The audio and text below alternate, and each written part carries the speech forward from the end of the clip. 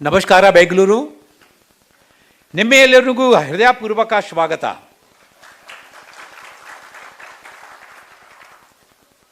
शिल्प समागम मेले के बेंगलुरु शहर में आज के इस उद्घाटन कार्यक्रम अवसर पर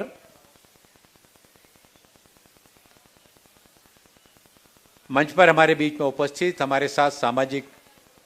न्याय अधिकारिता मंत्रालय में हमारे साथी राज्य मंत्री श्री रामदास अठावले जी, बेंगलुरु के हमारे वरिष्ठ सांसद और मंत्रालय की स्टैंडिंग कमेटी के हमारे चेयरमैन श्री पीसी मोहन जी, सामाजिक न्याय अधिकारिता मंत्रालय की अवर सचिव श्रीमती कैरोलिन खोंगबार जी, राष्ट्रीय अनुसूचित जनजाति विकास वित्त एवं विकास निगम के हमारे सीएमडी श्री प्रभात त्यागी जी, यहाँ पर उपस्थित सभी गणमान्य नागरिक बंधुओं बहनों, केंद्र सरकार कर्नाटक सरकार के हमारे सभी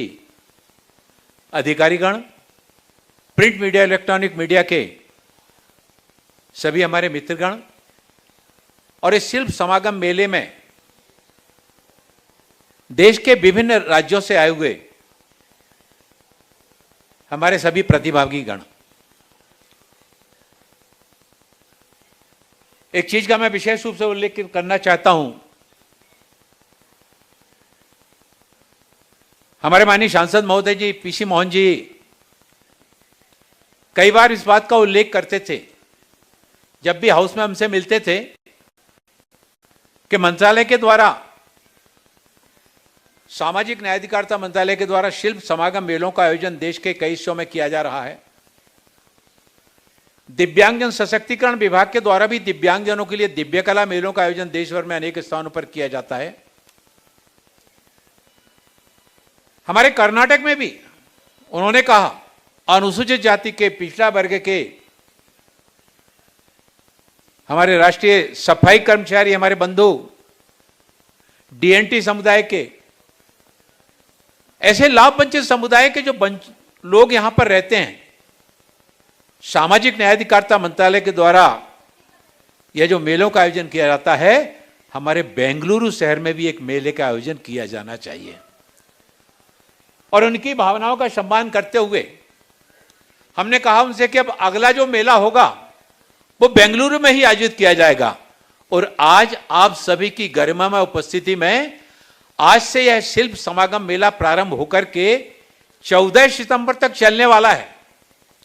इस मेले में देश के विभिन्न राज्यों से,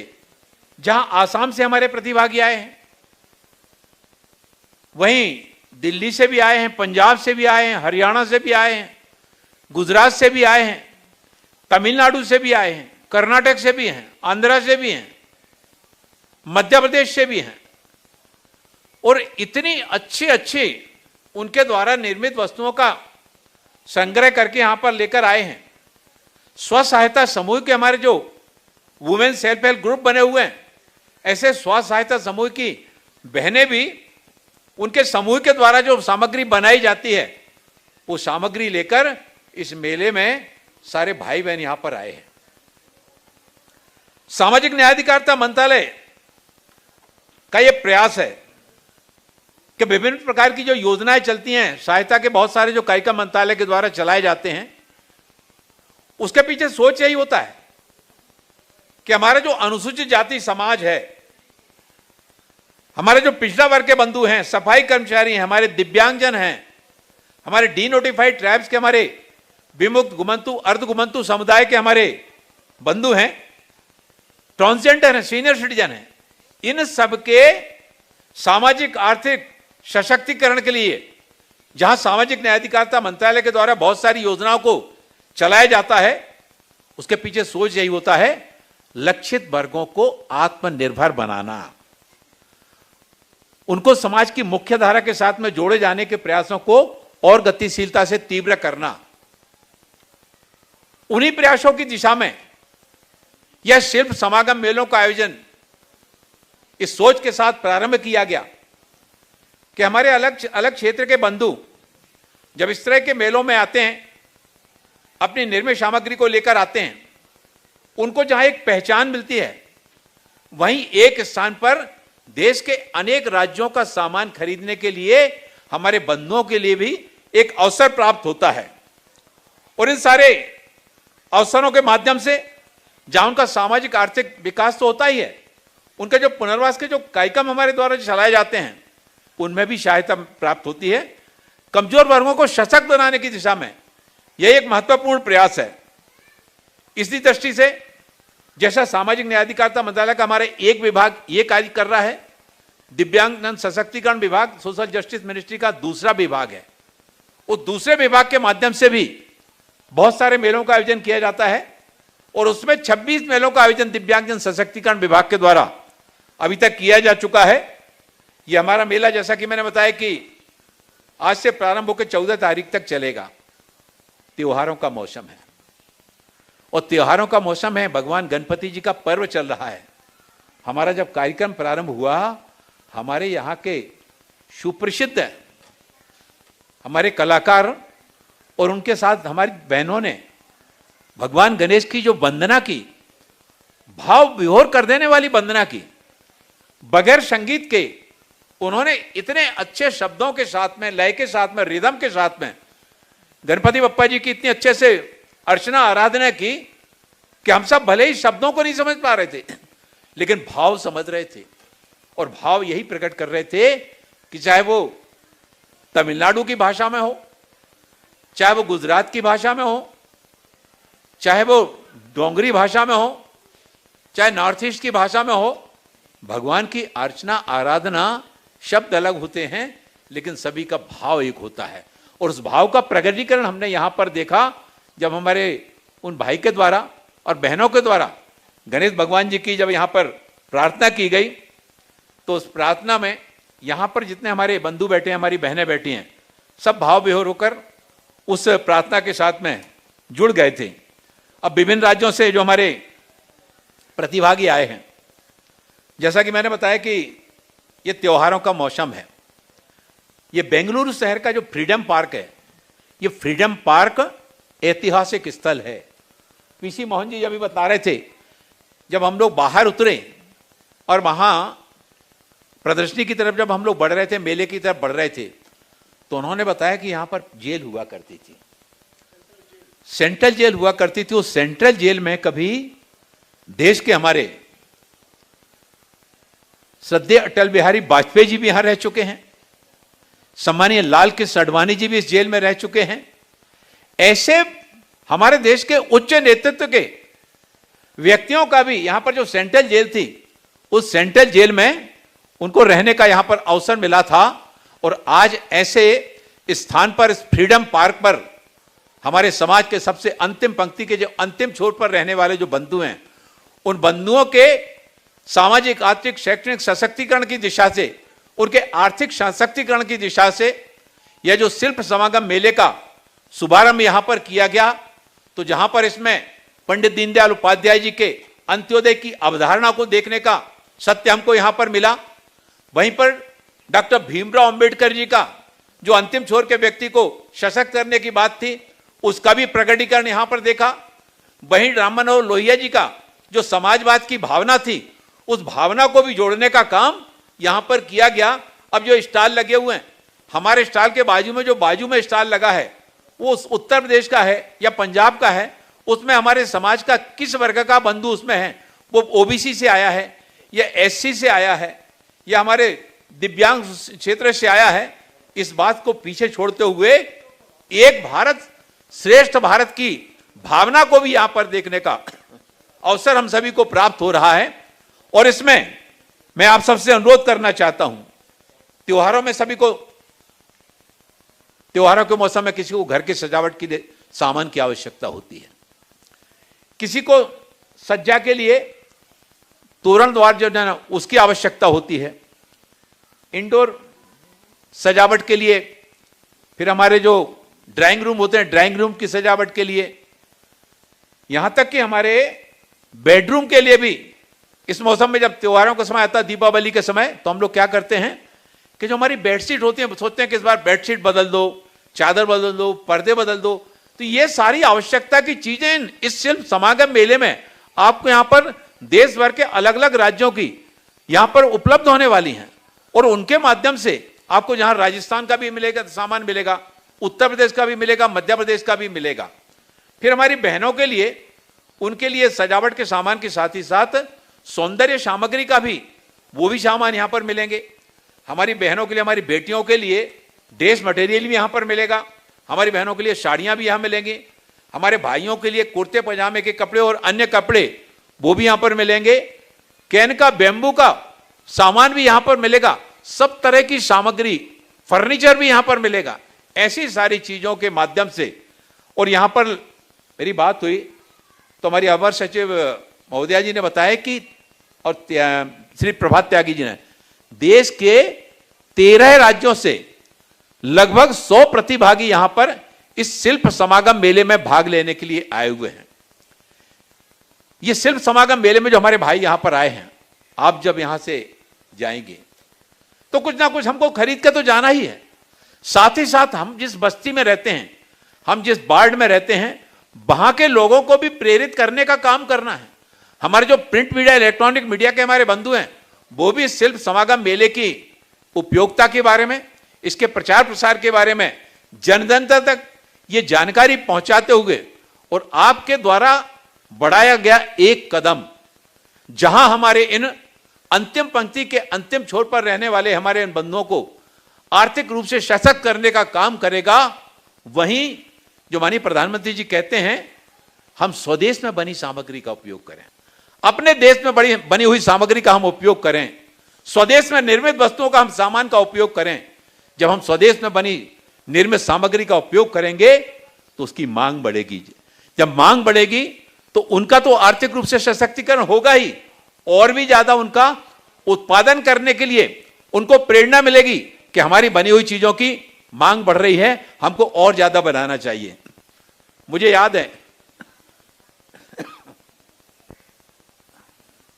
जनवरी के महीने में और दिल्ली में दिव्य कला मेले का आयोजन किया गया था। दिव्य कला मेले में देश के बहुत सारे राज्यों से, उसमें हमारे दिव्यांगजन भाग लेने के लिए आए थे। वहां पर 3 दिन में ही कुछ राज्यों का सामान, वहां पर जो स्टॉल लगे थे, 3 दिन में ही उनका पूरा सामान बिक गया था। और जब उनके पास जब हमने जाकर जानकारी ली तो उन्होंने कहा कि हम जितना सामान लेकर आए थे हमारा पूरा सामान बिक गया है, हम और बुला रहे हैं। तो आपके इन प्रयासों से जहां उनको प्रोत्साहन मिलता है, उनको अपने प्रोडक्ट को और ज्यादा मात्रा में उत्पादन करने की जहां उनको ऊर्जा प्रदान होती है, वहीं आपके द्वारा खरीदा हुआ सामान जब आपके घर में पहुंचता है, जब उसमें विविधता दिखाई देती है, नवीनता दिखाई देती है, तो आपके घर पर जो बंधु आते हैं, आपके घर जो बहनें आती हैं, वो भी स्वाभाविक रूप से पूछते हैं ये आपने कहां से लिया, इसको आपने कहां से परचेज किया। जब आप उनको बताते हैं तो उनके मन में भी भावना जागृत होती है। अभी जब हम लोग हरियाणा के एक स्टॉल पर गए, हरियाणा के स्टॉल पर हमने जाकर देखा कि वहां पर उन्होंने जो कलाकृति बनाई थी, वो कलाकृति बहुत अद्भुत तरीके से बनाई थी। और बबूल जो होता ना, बबूल का पेस्ट बनाया, अलग अलग तरह के स्टोन के जो है ना कलर बना करके, पेस्ट बना करके, उनसे जैसे पत्ती बनाई, पत्ती में फिर अलग रंग का उसमें रंग भरने का काम किया। इतना बारीक काम, इतना मेहनत का काम, उसका प्रेजेंटेशन भी उन्होंने वहां पर करके बताया। हमारे पीसी मोहन जी ने, सांसद जी ने पूछा ये कितने का है, तो उन्होंने बताया 60,000 रुपए का है। उसको बनाने में कितने दिन उनको लग जाते हैं। उस तरह का अलग अलग क्षेत्र का स्टोन इकट्ठा करना, अलग अलग कलर का स्टोन इकट्ठा करना, बगैर रंगों का सम्मिश्रण किए और इस तरह की चीजों को बनाना जो कभी खराब नहीं होने वाली हैं। मैं एक स्टॉल पर हम लोग गए, उस स्टॉल पर जाकर क्या देखा, उन्होंने बताया कि जो टीक वुड का पत्ता होता है, उस पत्ते को हम कपड़े पर रख करके और स्टीम प्रेस करके उसमें जो डिजाइन बनती है उन पत्तों की ओरिजिनल, वो कलर उनका जाता नहीं है। एक नवीनता, विविधता देखने को मिली कि जो मिल से कपड़ा आता है उसमें जब इस तरह का प्रिंट किया जाता है, उनका तो रंग चला जाता है, लेकिन जो नवीन तरीके से, देसी तरीके से जो नई डिजाइन भी बनाने का काम उनके द्वारा किया जा रहा है, वो कलर भी बनने का काम किया जा रहा है, वो सच में अद्भुत है। और आपके द्वारा उनके प्रयासों को जब आगे बढ़ाने का काम किया जाता है तो उनको ज्यादा से ज्यादा उनको प्रोडक्शन करने का और प्रदर्शनी के माध्यम से जब वो बिक्री अच्छी करके यहां से जाएंगे तो अच्छी यादों को लेकर जाते हैं, अच्छे अच्छे अनुभवों को लेकर जाते हैं। कि हम बेंगलुरु शहर गए थे, बेंगलुरु शहर के लोगों ने जहां हमारे द्वारा निर्मित सामग्री को हम खरीदने का काम किया, वहीं वहां की जनता के द्वारा, स्थानीय समुदाय के द्वारा हमको उत्साह प्रदान किया गया। और इससे हमारे जो और अन्य हमारे जो बंधु हैं, उन बंधुओं के लिए भी और प्रोडक्शन करने की, उसको बढ़ाने का उनको ज्यादा से ज्यादा भावना जागृत होती है। मंत्रालय ये लगातार प्रयास कर रहा है कि तकनीकी के माध्यम से से अधिक योजनाओं का क्रियान्वयन और ऑनलाइन हो। अब इस सारे प्रोडक्टों को ई कॉमर्स के साथ में जोड़ने की दिशा में भी हम लोग कदम आगे बढ़ा रहे हैं। तो ई कॉमर्स के साथ जोड़ने से एक राज्य का हमारा बंधु दूसरे राज्य में ई कॉमर्स की योजना का लाभ लेकर सामान का विक्रय कर सके। केवल दूसरे राज्य में ही नहीं, बल्कि ई कॉमर्स के रास्ते पर आगे चलकर देश के सीमाओं से बाहर जाकर दूसरे देशों में भी हमारे इन बंधुओं के द्वारा निर्मित सामग्री का विक्रय करने के लिए उनको प्लेटफॉर्म मिल सके। देश के यशस्वी प्रधानमंत्री आदरणीय नरेंद्र मोदी जी के कार्यक्रमों से 13 मार्च 2024 को पीएम सूरज पोर्टल देश को समर्पित किया गया। और यह सूरज जो पोर्टल समर्पित किया गया, जो हमारे मंत्रालय के जो शीर्ष निगम हैं, उसमें हमारा अनुसूचित जाति वित्त एवं विकास निगम है, पिछड़ा वर्ग वित्त एवं विकास निगम है, राष्ट्रीय सफाई कर्मचारी वित्त एवं विकास निगम है। इन निगमों के द्वारा जो रियायती ऋण योजनाएं जो चलाई जा रही हैं, उन रियायती ऋण योजनाओं के माध्यम से लक्षित वर्गों तक उनको पहुंचा करके, उनको योजनाओं का लाभ दिला करके उनको आत्मनिर्भर बनाने की दिशा में आगे बढ़ाया जाए। मंत्रालय ने पीएम दक्ष पोर्टल को भी विकसित किया, और जिसमें कौशल विकास प्रशिक्षण के लिए आवेदन से लेकर समस्त जो प्रक्रिया हैं, उन सारी प्रक्रियाओं को ऑनलाइन के माध्यम से पूरा किया जा रहा है। हमारे जो पिछड़ा वर्ग और अनुसूचित जाति के जो युवा हैं, शोध वृत्ति प्रदान करने के लिए जो रिसर्च स्कॉलर हमारे करते हैं, हमारे अनुसूचित जाति के और हमारे पिछड़ा वर्ग के हमारे विद्यार्थी, उनको भी भी पोर्टल विकसित किया गया। और पोर्टल के माध्यमों से पारदर्शिता को और कार्यान्वयन को जो है ना, उसकी गति बढ़ाई जा रही है। और मंत्रालय लक्षित वर्गों के क्षेत्र में काम करने के लिए, कवरेज बढ़ाने के लिए विशेष योजना चलाई है, उसका नाम है विश्वास योजना। यह विश्वास योजना अनुसूचित जातियों, पिछड़ा वर्गों, राष्ट्रीय सफाई कर्मचारियों के लक्षित वर्गों के जो पात्र व्यक्ति हैं, उनके रोजगार सृजन के लिए बैंकों से कम ब्याज की दर पर लोन उपलब्ध कराने की दिशा में कदम आगे बढ़ाते हैं। और जो बैंक से लोन लिया जाता है, ऋण पर 5% की ब्याज अनुदान सहायता भी प्रदान करने के लिए इस विश्वास योजना से कदम आगे बढ़ाए गए हैं। इस योजना के अंतर्गत एकल व्यक्ति और समूह दोनों तरीके से व्यक्ति ऋण प्राप्त कर सकता है। अकेला भी ले सकता है, और समूह में, जैसे सेल्फ हेल्प ग्रुप बने हुए हैं, ऐसे समूह में भी ले सकते हैं। और इसकी ऋण राशि 5 लाख रुपए कम से कम और अधिकतम 10 लाख रुपए तक हो। इसी तरह से नमस्ते योजना हमारे राष्ट्रीय सफाई कर्मचारी बंधुओं के लिए प्रारंभ की गई है, जिसमें उनको प्रशिक्षण देकर के कोई भी हमारा सफाई कर्मचारी बगैर प्रशिक्षण के सीवर टैंक और सेप्टिक टैंक की खतरनाक सफाई के काम में ना उतरे। तो एक और उनको प्रशिक्षण देने का काम, दूसरी उनको राष्ट्रीय सफाई कर्मचारी वित्त एवं विकास निगम से लोन दे करके उनको राष्ट्रीय मशीनीकृत व्यवस्था के साथ में जोड़ना, ताकि मृत्यु दर को शून्य किया जा सके। और इन शीर्ष निगमों के माध्यम से हमारे जो शिल्प समागम मेले हैं, इन शिल्प समागम मेलों में दस्तकार, शिल्पकार, हस्तशिल्प, इन सारे प्रोडक्टों को मार्केटिंग प्लेटफॉर्म उपलब्ध कराने के साथ ही साथ हम जो छोटे बड़े शहरों में इस तरह के जो आयोजन कर रहे हैं, इन आयोजनों के माध्यम से कई बार हमसे मंत्रालय में बहुत सारे हमारे बंधु जो इन योजनाओं में भाग ले चुके हैं, वो तो आते ही हैं। कई और ऐसे बंधु हम लोगों के पास आते हैं कि आपने इन राज्यों में लगाया, हमारे राज्य में नहीं लगाया, हमारे शहर में भी इस तरह की पहल को कीजिए, ताकि हमारे क्षेत्र के भी। अब जैसे इस बार कर्नाटक में लगा, तो क्या होता है कि जिस क्षेत्र में लगाया जाता है, उसके पास के जो राज्य होते हैं, उन आसपास के राज्यों के हमारे इस तरह के जो प्रतिभागी होते हैं, उन प्रतिभागियों को आसानी से वहां पर वो पहुंच भी पाते हैं। अपने द्वारा निर्मित सामग्री को विक्रय करने के लिए उनको सुविधा हो जाती है। जैसे मैंने देखा कि तमिलनाडु के काफी लोग आए यहाँ पर, पुडुचेरी के लोग यहाँ पर आए हैं, केरला के आए हैं, तो यहाँ पर इस क्षेत्र के लोग ज्यादा आते हैं। हम गुवाहाटी में लगाते हैं, तो गुवाहाटी में नॉर्थ ईस्ट के सारे राज्यों से, फिर बिहार से, उड़ीसा से और उत्तर प्रदेश से वहां के राज्यों के प्रतिभागियों को वहां पर पहुंचना आसान होता है। तो क्षेत्र स्तर पर जब इस तरह के आयोजन किए जाते हैं, उस क्षेत्र के हमारे अनुसूचित जाति वर्ग के, पिछड़ा वर्ग के और सफाई कर्मचारी के हमारे बंधुओं को बहुत इसमें सहायता मिलती है। मैं गया था सूरजकुंड मेले में। सूरजकुंड मेले में मंत्रालय के स्टॉल लगाए जाते हैं, तो मैंने वहां पर क्या देखा कि हमारे जो सफाई कर्मचारी भाई बहन हैं, वहां पर बहनों ने और उस परंपरागत काम से बाहर निकल करके उन्होंने परिवार के और सदस्यों को, अब वो रेडीमेड का काम भी करने लगे हैं। बहनें ज्वेलरी का सामान, वो आर्टिफिशियल ज्वेलरी बेचने का सामान वहां पर बेचने लगी हैं। इसी तरह से खिलौना बेचने का काम। ये सारी गतिविधियों के माध्यम से जो हमारा लक्षित वर्ग है, उस लक्षित वर्ग को सशक्त करने का जो सामाजिक न्याय अधिकारिता मंत्रालय के द्वारा जो कदम आगे बढ़ाए गए हैं, देश के प्रधानमंत्री आदरणीय नरेंद्र मोदी जी कहते हैं कि 2047 में भारत को विकसित राष्ट्र बनाने के लिए जब हम आत्मनिर्भर भारत बनाने की बात करते हैं, तो सबका साथ, सबका विकास, सबका विश्वास और देश को आत्मनिर्भर बनाने में सभी का सामूहिक प्रयास, उन सभी के सामूहिक प्रयासों को गति देने के लिए ही सामाजिक न्याय अधिकारिता मंत्रालय, जहां अनुसूचित जाति वर्ग के, वहीं पिछड़ा वर्ग के, वहीं राष्ट्रीय सफाई कर्मचारी वर्ग के हमारे बंधुओं को, वहीं हमारे दिव्यांगजनों को, वहीं हमारे डिनोटिफाइड ट्राइब्स के बंधुओं को, उनके द्वारा निर्मित सामग्री के लिए हम वस्तुओं के लिए प्लेटफॉर्म तो उपलब्ध कराते ही हैं, साथ ही साथ वो परिवार सामाजिक, आर्थिक, शैक्षणिक दृष्टि से सशक्त हो सकें। इस दिशा में इन योजनाओं के साथ ही साथ बाकी अन्य योजनाओं के माध्यम से भी सामाजिक न्याय अधिकारिता मंत्रालय लगातार इस दिशा में कदम आगे बढ़ा रहा है। यहां पर आपको धातु शिल्प के उत्पादन, लकड़ी के उत्पादन, बैंस, बांत, हथकरघा, आभूषण, चमड़े के उत्पादन और यहां पर अचार, जैविक शहद, राजस्थानी जूते, फुलकारी उत्पादन, ऐसी बहुत सारी चीजें यहां पर मिलेंगे आपको। मैंने जैसा बताया कि 13 राज्यों के लगभग 100 प्रतिभागी यहां पर आए हैं और ई मार्केटिंग के क्षेत्र में भी हमने कदम आगे बढ़ाए हैं। ट्यूलिप ब्रांड जो दिया गया है, वो ट्यूलिप ब्रांड आप कई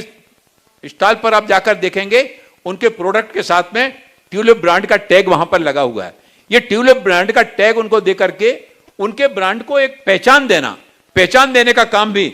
आगे किया जा रहा है। मैं आप सबसे आज के इस अवसर पर कि हमारे शीर्ष निगमों ने अब तक लगभग 60 लाख व्यक्तियों और उनके परिवारों तक ऋण सहायता पहुंचाई है और 6.20 लाख से अधिक युवाओं को कौशल प्रशिक्षण प्रदान किया है। मैं शीर्ष निगमों के द्वारा उठाए गए इन कदमों की मैं सराहना करता हूं कि हमारे जो शीर्ष निगम हैं, ये उपयोगी और व्यवहार्य योजना तैयार करके अनुसूचित जाति, पिछड़ा वर्ग और सफाई कर्मचारियों के हमारे परिवारों के सदस्यों को उनको सशक्त बनाने के लिए उनको ऋण सहायता और कौशल प्रशिक्षण के माध्यम से देश को आत्मनिर्भर बनाने के संकल्प की दिशा में जिस गतिशीलता से वो काम कर रहे हैं, मैं उनके लिए मैं चाहता हूं कि हमारे इन कदमों को रोकने नहीं देना चाहिए, हमारे इन कदमों को और तीव्र गति से आगे बढ़ाता रहना चाहिए। अंत में मैं सभी को विश्वास दिलाना चाहता हूं कि हमारा मंत्रालय आप सभी के सहयोग से लक्षित वर्गों के सशक्तिकरण हेतु हर संभव प्रयास करेगा, कदम उठाएगा। लाभ वंचित व्यक्तियों को समाज की मुख्य धारा से जोड़ने के जो हमारा मिशन है, उस मिशन पर निरंतर अग्रसर होता रहेगा। मैं इस शिल्प समागम मेले में भाग लेने के लिए जितने भी हमारे प्रतिभागी लाभार्थी आए हैं, उन सभी लाभार्थियों के लिए उज्जवल भविष्य के लिए और सफलता के लिए ढेरों शुभकामनाएं देता हुआ आप सभी को एक बार पुनः गणेश पर्व की ढेरों शुभकामनाएं और बधाइयां देता हुआ इस आशा और विश्वास के साथ में आइए 2 कदम आप चलें, यानी समाज चले, और 2 कदम सरकारें चलें। जब 2 कदम समाज चलेगा, 2 कदम सरकारें चलेगी, तब हमारे समाज के जो अंतिम छोर पर रहने वाले जो हमारे ये बंधु हैं, ये सशक्त होंगे सामाजिक रूप से, आर्थिक रूप से, और जब ये सशक्त होंगे तो सशक्त होकर ये देश के विकास में, देश को आत्मनिर्भर बनाने में, देश को विकसित बनाने में इनका भी योगदान जुड़ेगा। ऐसी शुभेच्छाओं के साथ में मैं अपनी वाणी को इन्हीं 2 शब्दों के साथ में विराम देना चाहता हूं। बहुत बहुत आभार, बहुत बहुत धन्यवाद।